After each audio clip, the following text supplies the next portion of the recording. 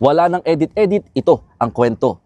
Nandito ako ngayon sa Barangay Anufanan East sa Tuguegarao City sa Cagayan kung saan makikita ninyo, lubog pa rin sa tubig o baha itong lugar dulot ng super bagyong Uwan.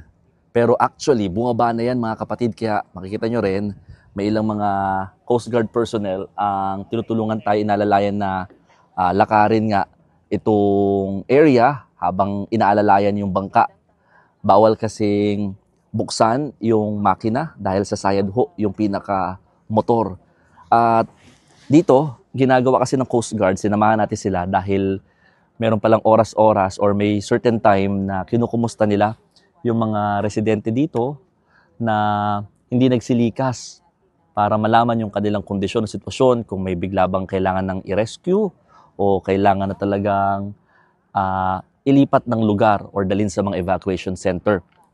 So, marami, sabi ng mga residente, ayaw pa rin nila umalis kasi nga may mga second or third floor naman daw sila.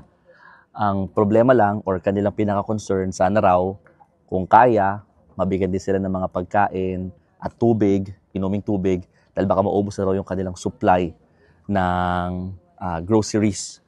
Isa pa sa mga pinapaalala ng Philippine Coast Guard ay yung mga bata na naliligo sa baha, lalo kapag bumababa na daw yung level nito.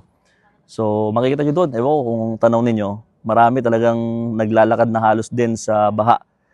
Kasi nga medyo bumaba na yan. Kahapon, di nila magagawa yan kasi lampas tao.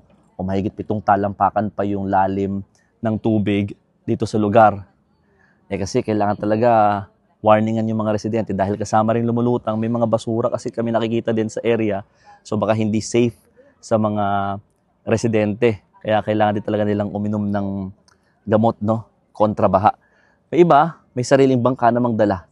Just in case na sila ay kailangan ngang umalis o lumikas. Tansya ng mga otoridad, posibleng abutin daw ng 1 linggo pa bago humupa yung tubig dito sa Barangay Anufanan East dahil isa ito sa pinakamatagal bumaba yung level ng tubig dito sa lungsod tuwing binabaha. O paano? Ako po si Mon Gualvez ng News 5 at yan ang aking istorya ngayong araw.